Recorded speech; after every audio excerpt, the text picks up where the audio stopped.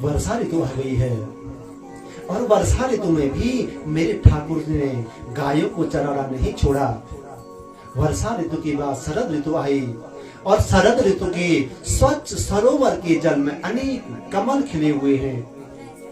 उन कमलों पर भंवरे गूंज रहे थे, सुंदर हवा चल रही थी।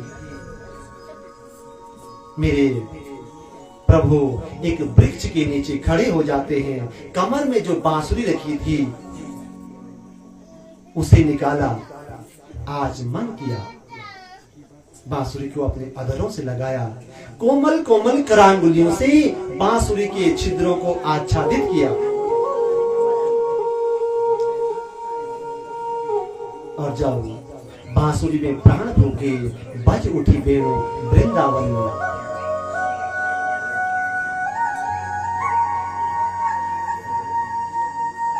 और यो वेणु स्वर संगीत बहता हुआ गोपांगनाओं के कानों तक पहुंचा। तन से तो सभी अपने अपने घरों में हैं, मन से पहुंची वृंदावन में दर्शन कर रही है। कैसे लग रही है? बरहा पीडम नटवर वपु कर्णयो कर्णिकारम बिभ्रद्वासै कनक कपिसं वैजयन्ती च मालाम् रन्ध्रान् वेणुरधर सुधया पूरयन् रूपवृन्दे वृन्दारण्यं स्वपदरमणं प्राविशन्ति कीर्तिः। बरहा पीडम नटवर बपु, जिनके मस्तक पर सुंदर मोर पंख का मुकुट है, जिन्होंने लीला शरीर धारण कर रखा है, जिनके कानों पर कनेर के पुष्प हैं।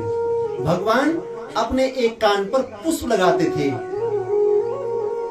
ये इनका सूचक था कि मैं आज गाय चराने किस दिशा में जाऊंगा। जिस कान में लगाएंगे उस दिशा में समझो आज भगवान गाय चराने जाएंगे। ये गोपियों के लिए संकेत था मेरे ठाकुर जी का। वृंदावन में वेणु बजा रहे, नंद नंदन का गान कर रहे हैं। गले में बैजंती माला है और वो माला भगवान के श्री चरणों को चूम रही है। कहते हैं कि आज भी वृंदावन में वृंदावन बिहारी लाल जी के गले में जो माला है वो भगवान के कंठ में धारण कर रखी है और श्री चरणों को चूम रही है। कितनी भाग्यशाली है वो माला जो भगवान के श्री चरणों को चूम रही है। वेणु को सुन करके गोपियों ने जो गीत गाया है वो है वेणु गीत। मैं थोड़ा आपके सामने कोशिश करूं कि इस वेणु गीत को गाऊं। अक्षुण्वतां फलमिदं न परं विदामः सख्य पशूननु विवेश यतोर्वयस्ये वक्त्रं ब्रजेश सुतयोरनुवेणुजुष्टम् गीर्वाणिपीत मनुरक्त कटाक्ष मोक्षम्।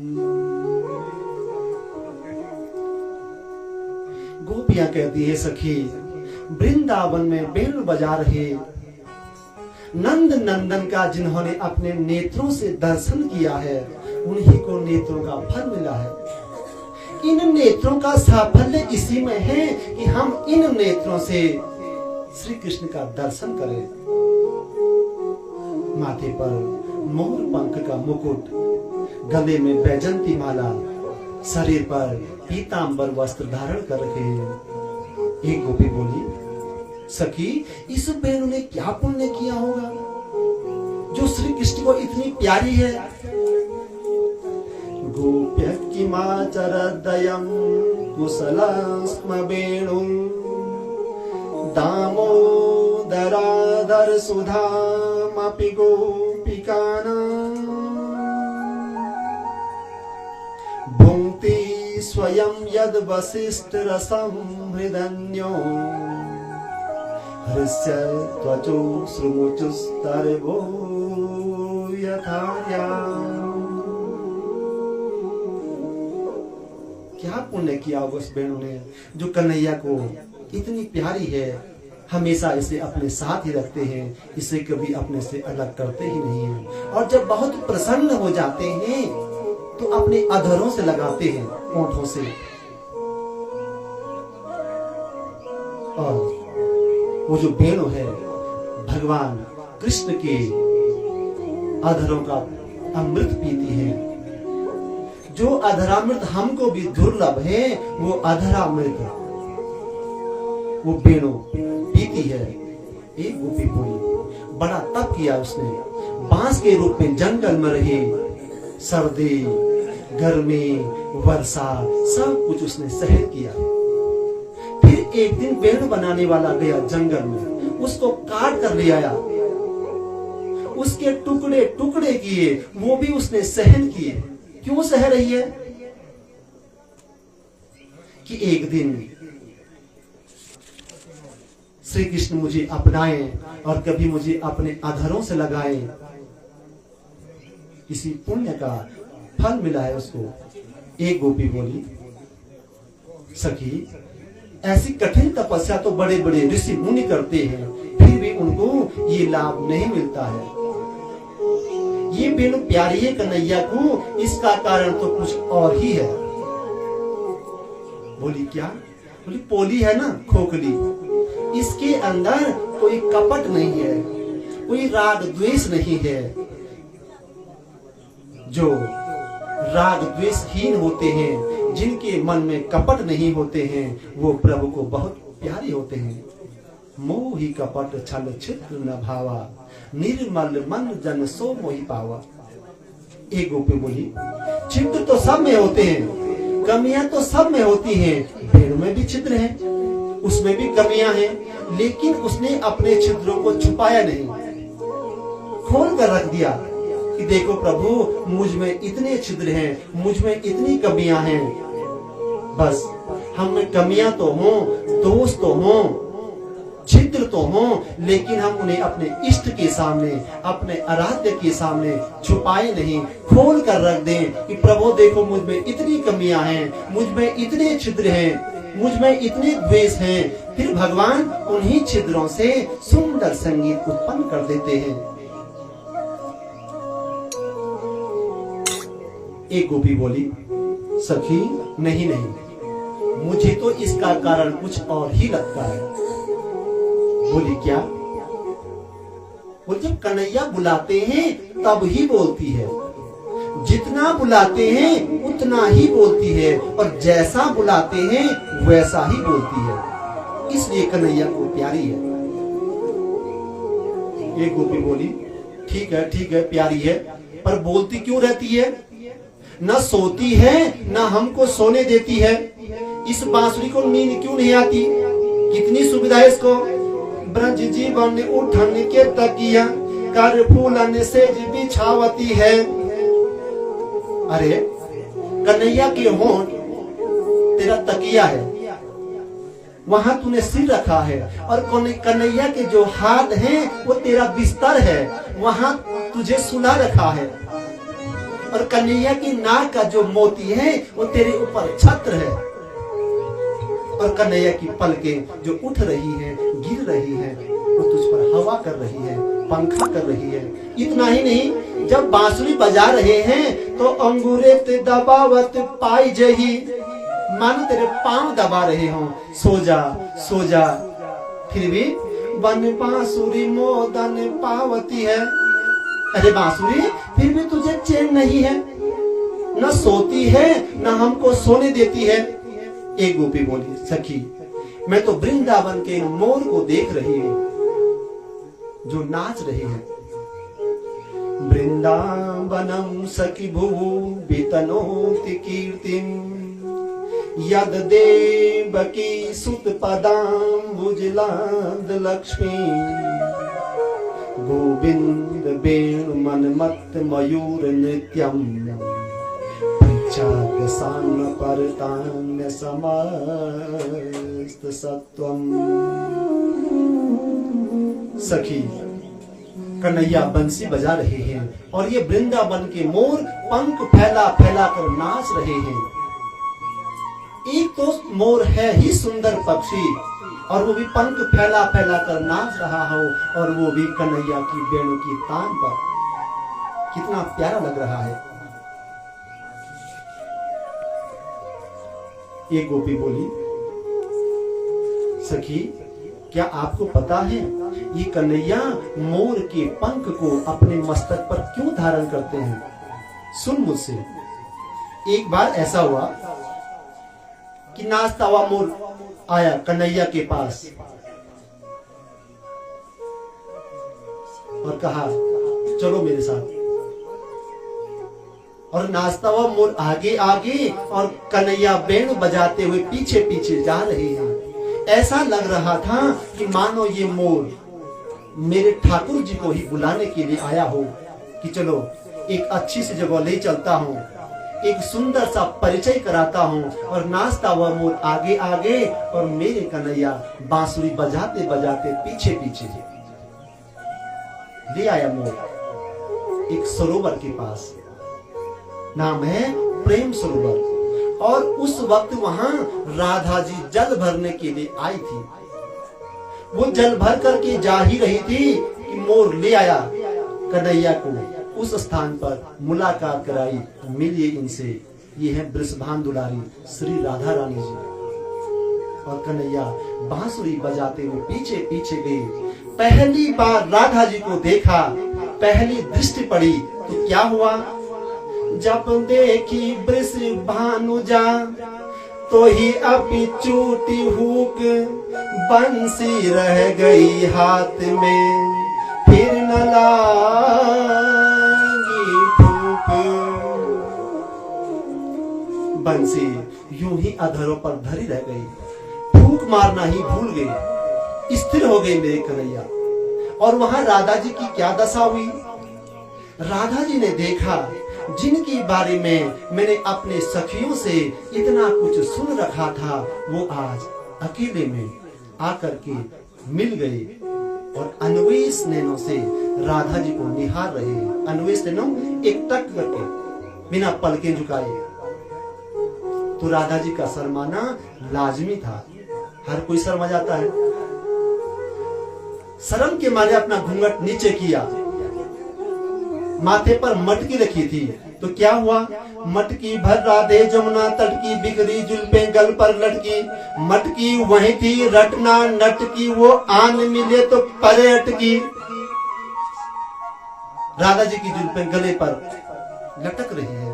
जिनका चिंतन कर रही थी, जिनके बारे में सोच रही थी कि वो अचानक सामने आकर के खड़े हो गए और अन्वेष नैनों से एक टक होकर के राधा जी को निहारने लगे। तो राधा जी का शर्माना लाजमी था। राधा जी शर्माई, शर्म के मारे घूंघट नीचे किया, माथे पर मटकी रखी थी। तो क्या हुआ? दाद सिर से तार दी मटकी, कटकी कटकी हो गई मटकी, कटकी कटकी हो गई मटकी। धन्यास्म मूढ़ मतयो विहरिण्य एता, या नंद नंदन मुपात विचित्र वेशम, आकर्ण्य वेणुरणितम सह कृष्ण सारा, पूजां ददुर्विरचितां प्रणयावलोके।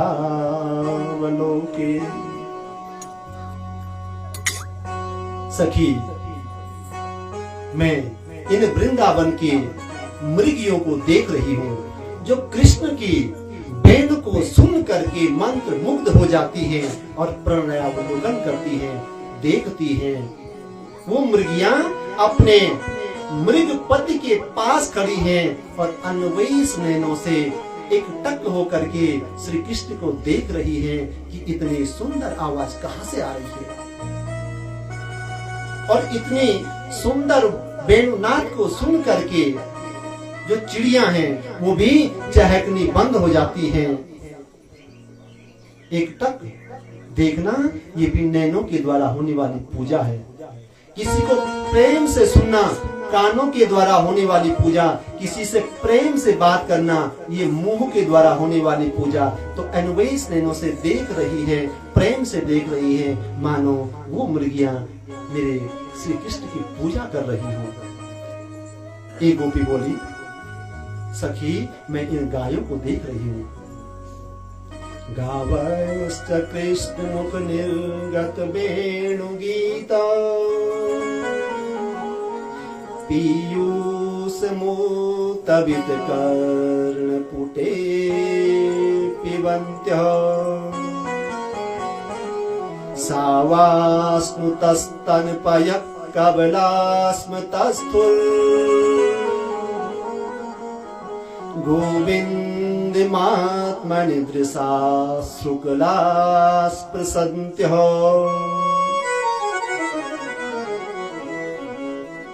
ये गाय घास करना भूल जाती है जब कन्हैया वेणुनाद करते हैं।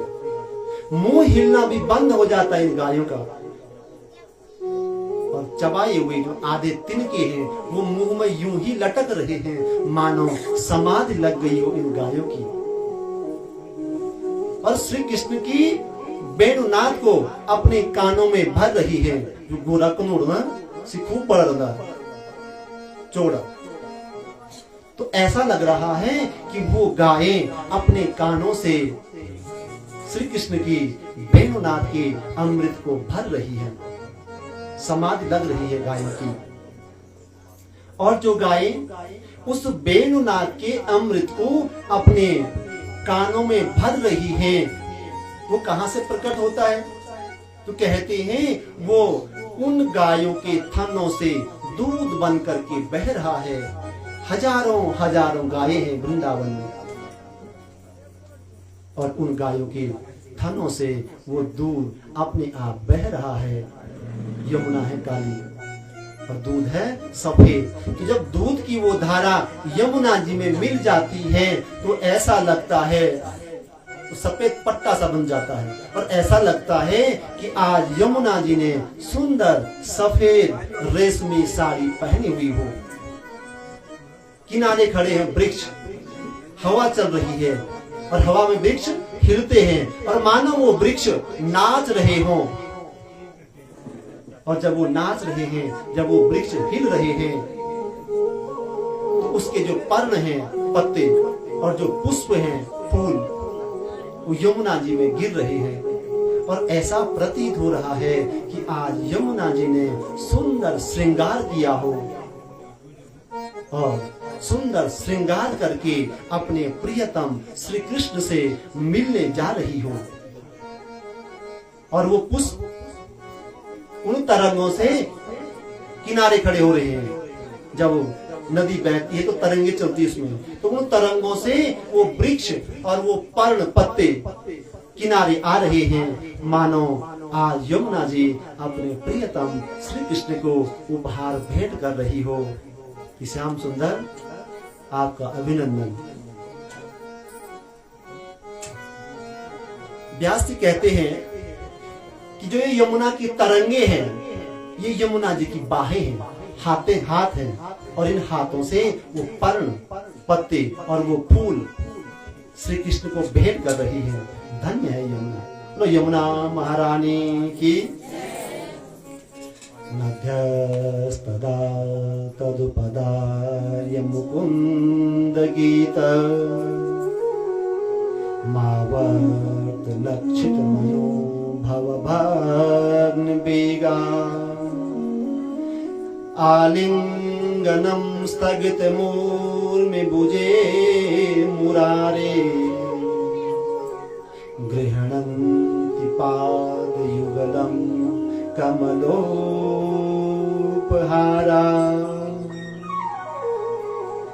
मानो यमुना जी आज अपने प्रियतम श्री कृष्ण का आलिंगन करना चाहती हो।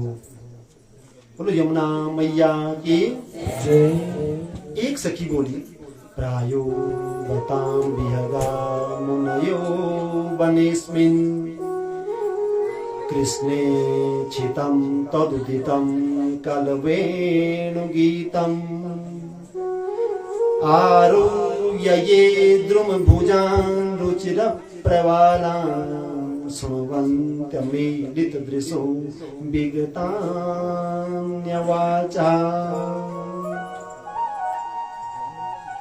सखी, वृंदावन के वृक्षों के इन घरौंदों में बैठी हुई चिड़िया, घरौंदे जो पेड़ होते हैं हमारे को डाला होना ते पर ढोर होना खोखलत, वहां चिड़िया बैठी हुई है, अपने बच्चों की चोंच में चोंच डाल करके वो उन्हें दाना चुगा रही है। और जब श्री कृष्ण की वेणुनाद को सुनती हैं, सब कुछ भूल जाती हैं।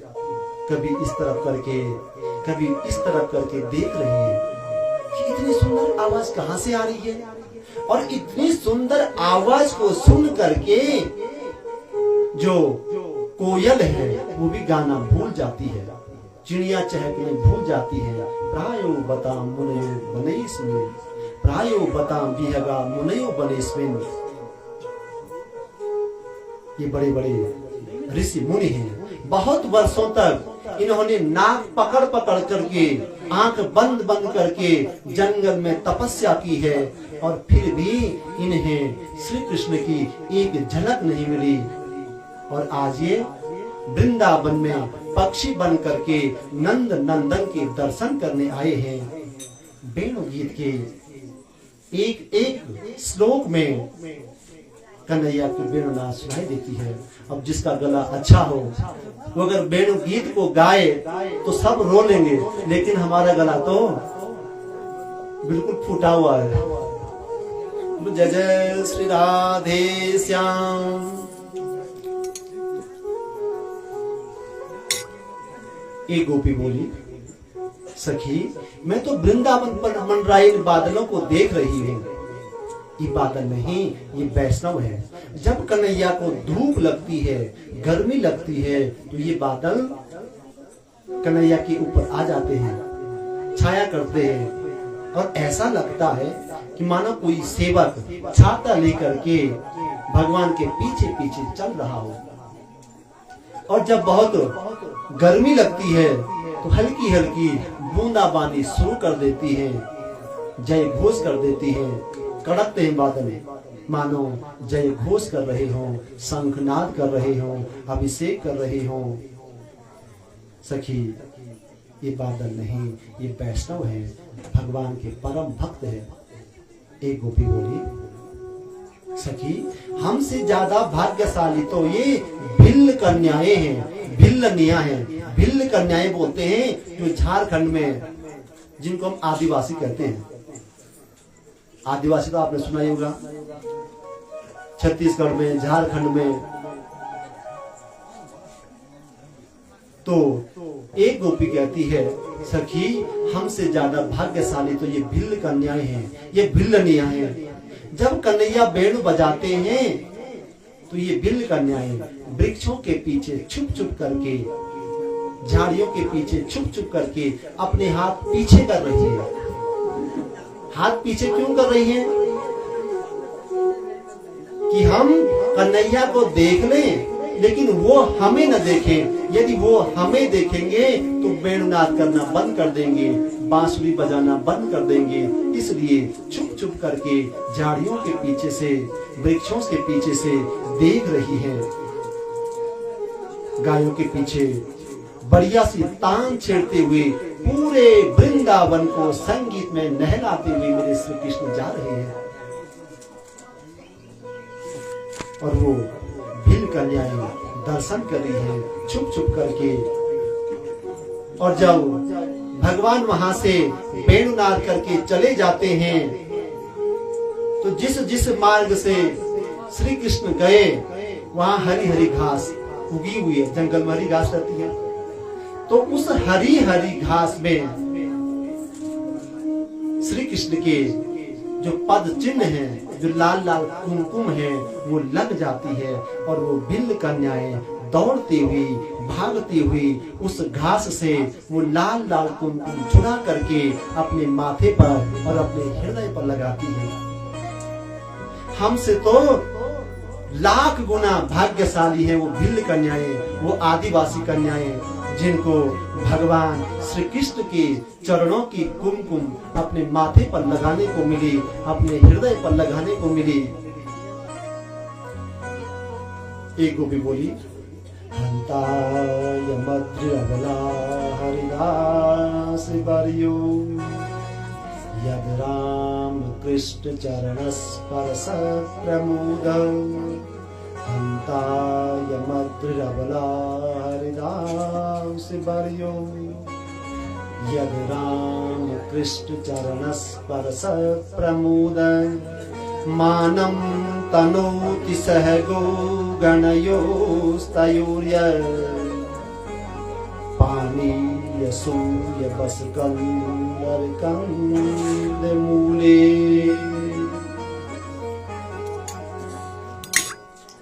एक गोपी बोली, सखी जब कन्हैया वेणुनाद करते हैं तो कन्हैया की जो गायें हैं वो गिरिराज गोवर्धन पर्वत पर चढ़ जाती हैं और फिर कृष्ण और बलराम अपने गायों को वापस लेने के लिए दौड़ते हैं। एक हलधर है बलराम जी और एक है बंसीधर। यकन कनमा हॉल दौरी न सुनू और यक बंसी दौरी भाग रहे हैं गिरिराज गोवर्धन पर्वत पर और वहां से जोर से अपनी गायों को पुकारते हैं। और जब गायों को पुकारते हैं तो उस गिरिराज गोवर्धन पर्वत से जय घोष निकलता है, आवाज वापस निकलती है। जैसे आप लोगों ने जंगल में जब जोर से चिल्लाते हैं तो वापस आवाज आ जाती है, तो ऐसे ही वहां से जय घोष आ रहा है, वापस आवाज आ रही है। एक सखी कह रही है कि ये जो गोवर्धन पर्वत पर वृक्ष खड़े हैं ये उसके रोम रोम हैं। वह इतना प्रसन्न हो जाता है कि प्रेम के मारे रो पड़ता है, आनंद के आंसू उसके आंखों से निकलते हैं। सखी ये जो शीतल शीतल झरने गिरिराज गोवर्धन पर्वत से आ रहे हैं वो उसके आनंद के आंसू हैं, प्रेम के आंसू हैं। इतना प्रसन्न हो जाता है भगवान को देख करके, भगवान के श्री चरणों का स्पर्श करके कि उसके नेत्रों से अश्रुधारा बहने लगती है। फिर गुफा में बिठा करके श्री कृष्ण और बलराम जी का स्वागत करता है, सम्मान करता है, पूजा करता है। सखी ये गिरिराज गोवर्धन पर्वत नहीं, हरिदास वर्य है, भगवान के भक्तों में श्रेष्ठ है, पूजनीय है, अग्रणीय है। गागो पकीरनुवनं नयतो रुदारः वेणो स्वने कल्पदेस्तनुभृत्सु सख्या अस्पन्दनं गतिमतां पुलकस्तरुणाम्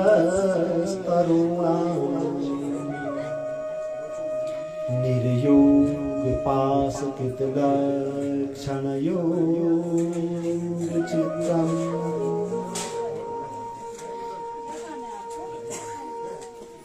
कहते हैं कि आज भी 3 यादें, 3 स्मृतियां ब्रज धाम में भगवान श्री कृष्ण से जुड़ी हुई है। एक गिरिराज गोवर्धन पर्वत जहां पर मेरे श्री कृष्ण ने, मेरे प्रभु ने लीलाएं की, जिस पर्वत पर मेरे प्रभु चढ़े, वहां खेले कूदे, उस पर्वत को उठाया। दूसरा है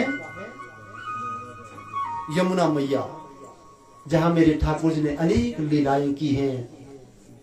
और तीसरा है ब्रज रज, ब्रज की जो मिट्टी है जिसमें मेरे ठाकुर जी खेले हैं। और ब्रज रज का बहुत बड़ा महत्व है। जो बड़े बड़े साधु संत हैं, बड़े बड़े महात्मा हैं, वो तिलक लगाते हैं और माथे के बीच में उस ब्रज की रज को लगाते हैं, उस ब्रज की मिट्टी को लगाते हैं। तो ब्रज रज की बहुत बड़ी महिमा है। जिसमें मेरे श्री कृष्ण के चरण पड़े हुए हैं, उससे पवित्र क्या चीज हो सकती है। एवं विदा भगवतो या वृंदावन चारिणः वर्णयन्तु मिथुक गोप्य क्रीडाशय तन्मयताम ययो। वेणु गीत गाते हुए भगवान की लीलाओं का वर्णन करती हुई गोपियां भगवान में तन्मय हो गई। चिन्मय में तन्मय हो जाना यही ध्यान है, यही पूजा है, यही अर्चना है, वही वेणु गीत का फल है, वेणु गीत का प्रसाद है। यदि भगवान में तन्मय चाहते हो, भगवान का आशीर्वाद चाहते हो, तो वेणु गीत का पाठ करें। पाठ न कर सके सुने, गुनगुनाए। श्री कृष्णचंद्र महाराज की, श्रीमद् भागवत महापुराण की। भलू लग दुकनैया तेरू बांसुरी बजौने हे, भलू लगद ओ भल लग दुकनैया तेरो बांसुरी बजौनो हे, भल लग दो भल लग दुकनैया तेरो बांसुरी बजौनो हे, भल लग दो भल लग दुकनैया तेरो बांसुरी बजौनो हे, भल लग दो हसन हसन मायल बचनो माया ते सतारो। भल लग दो भल लग दो भल लग दो मोहना तेरो नित हसनो हे, भल लग दो भल लग दो कन्हैया तेरो बांसुरी बजौनो हे, भल लग दो भल लग दो कन्हैया तेरो बांसुरी बजौनो हे, भल लग दो भल लग दो कन्हैया तेरो बांसुरी बजौनो हे, भल लग दो।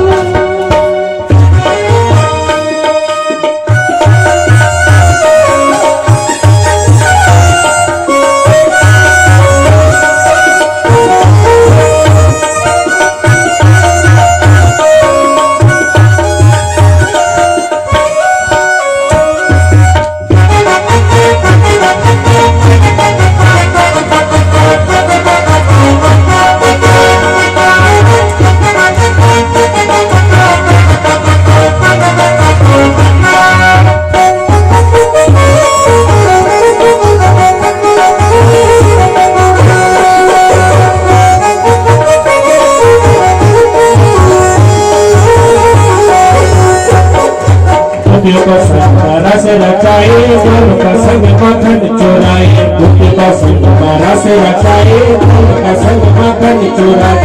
मैं यशोदा को लाडू कन्हैया सबको प्यारो अपूर्ण मोहन, मैं लाडू कन्हैया सबको प्यारो अपूर्ण मोहन।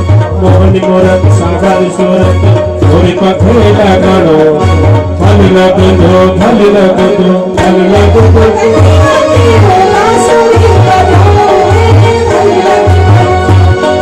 भल लग दो कन्हैया तेरो बांसुरी बजौनो हे, भल लग दो।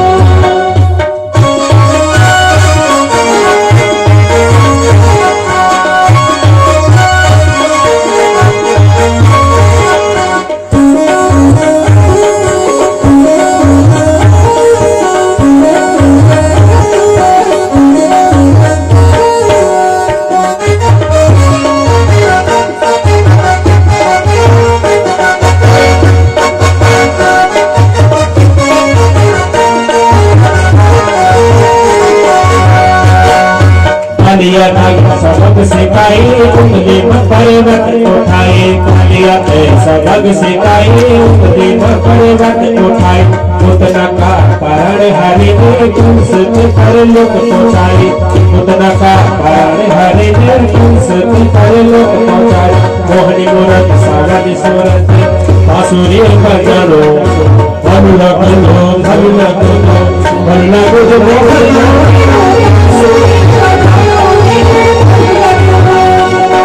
भल लग दो मोहना तेरो बांसुरी बजौनो हे, भल लग दो हसन हसन मायल बचनो माया ते सतारो।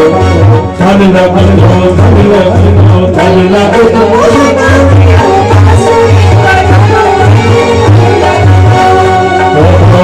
लागू पाया